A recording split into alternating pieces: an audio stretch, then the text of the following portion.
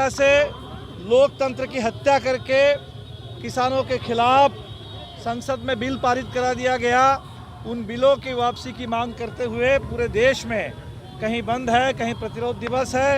हम लोग पूरे किसानों के साथ देने के लिए यहाँ आए हैं। ये जो हम बिल पारित हुआ है, ये बिल किसानों के लिए, किसानी के लिए मौत का फरमान है। और जिस तरीके से बिल पारित किया गया, जहाँ राज्यसभा में सरकार के पास बहुमत नहीं था, लेकिन राज्यसभा में टीवी को बंद करके और जबरन इस बिल को पारित कर दिया गया, ये दिन दहाड़े लोकतंत्र की हत्या है। हमें किसानों के ये गुलामी के ये फरमान है, ये मंजूर नहीं है। खेती की नीलामी, कॉरपोरेट गुलामी, ये मंजूर नहीं है। ये लोकतंत्र की हत्या मंजूर नहीं है। और आज पूरे देश में किसान अकेले नहीं है, किसान के साथ पूरे देश के छात्र नौजवान हैं, पूरे देश के मजदूर हैं, पूरे देश के आम नागरिक आज किसानों का साथ दे रहे हैं। और हम समझते हैं कि एकदम तय हो जाना चाहिए कि जो सरकार किसानों के खिलाफ है, वो सरकार हिंदुस्तान में राज नहीं कर सकती। किसान विरोधी नरेंद्र मोदी, उनको जाना ही होगा। अगर ये बिल वापस नहीं हो, ये कंपनी राज हमें मंजूर नहीं है। जिस तरह से अंग्रेजों के कंपनी राज का हिंदुस्तान के किसानों ने मुकाबला किया था और आज़ादी छीनने का काम किया था, आज फिर एक बार ये अदानी अंबानी का कंपनी राज हिंदुस्तान में नहीं चलेगा।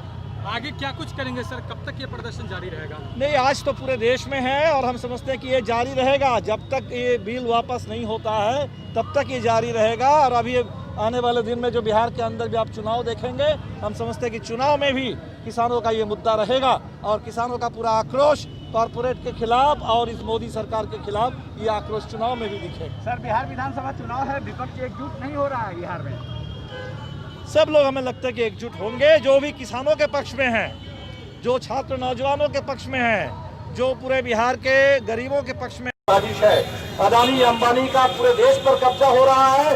उस खेती थोड़ी बची हुई थी, उस बची हुई खेती को भी अब कंपनियों के हवाले करने के लिए भारत सरकार की ओर से, मोदी सरकार की ओर से ये साजिश है। और इसीलिए इस साजिश के खिलाफ हम लोग आए हैं। ये सरकार कह रही है कि हम इस समय किसान को आजादी दे रहे हैं। किसान आजाद है, जहां बेचना है वो बेचेंगे, मंडी से बाहर बेचेंगे और उसमें जिस कंपनी से जहां बेचता बेच करके किसान फायदे में रहेंगे। हम देख सकते हैं कि बिहार में सबसे पहले ये प्रयोग किया गया।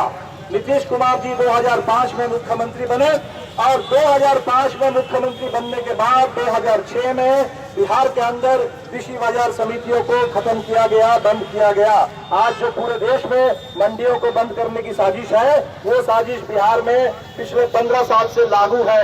और उसका परिणाम क्या है वो भी हम देख रहे हैं। सबसे कम इस देश में अगर कहीं बिक्री होती है अनाज की, फसल की, वो बिहार में जो गेहूं हो, इस समय यहाँ मकई हो, चावल और धान हो, आप देखेंगे कि 1% से भी कम जितना उत्पादन होता है, उसका 1% से भी कम बिक्री होती है। तो नीतीश सरकार और मोदी सरकार ये कह रही है कि हम एमएसपी तय कर देंगे, वो कागज पर रहेगा।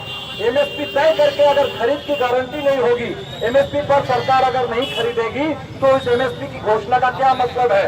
ये तो वो स्थिति होगी जैसे न्यूनतम मजदूरी कानून में न्यूनतम मजदूरी तय होती है और वास्तव में हम देखते हैं कि मजदूर न्यूनतम मजदूरी से भी कम मजदूरी में काम कर रहे हैं। तो इस बिल में सबसे बड़ी जो इसमें सबसे बड़ा धोखा है, ये बिल में कह रहे हैं कि एमएसपी रहेगा, लेकिन एमएसपी अगर रहे, क्या किसान को एमएसपी मिलने की कोई गारंटी है? अगर किसान को एमएसपी अगर ना मिलेगा, तो किसान को एमएसपी से कम में बेचने वाले, क्या उनको इस देश में कोई सजा मिलेगी? इस पर ये पूरा बिल खामोश है। दूसरा, इस बिल में बहुत जबरदस्त जो एक किया गया है धोखा। अब वो कह रहे हैं कि आलू प्याज से लेकर के इसमें से कुछ भी आवश्यक वस्तु नहीं है और इन चीजों को कंपनी वाले जितनी मर्जी खरीद करके जमा करके रखेंगे। तो आप समझ सकते हैं इसका मतलब क्या होगा। इसका मतलब ये सारे कंपनी वाले जिस समय किसान सस्ते में बेचने के लिए मजबूर होंगे, उस समय सस्ते में किसान से खरीद लेंगे, किसान से खरीद करके वो अपने पास जमा करके रखेंगे और बाद में उसकी कीमत बढ़ा करके बेचेंगे। तो किसान भी मारा जाएगा और किसान के साथ साथ इस देश के आम आवाम भी, उनके ऊपर भी जबरदस्त हमला होगा।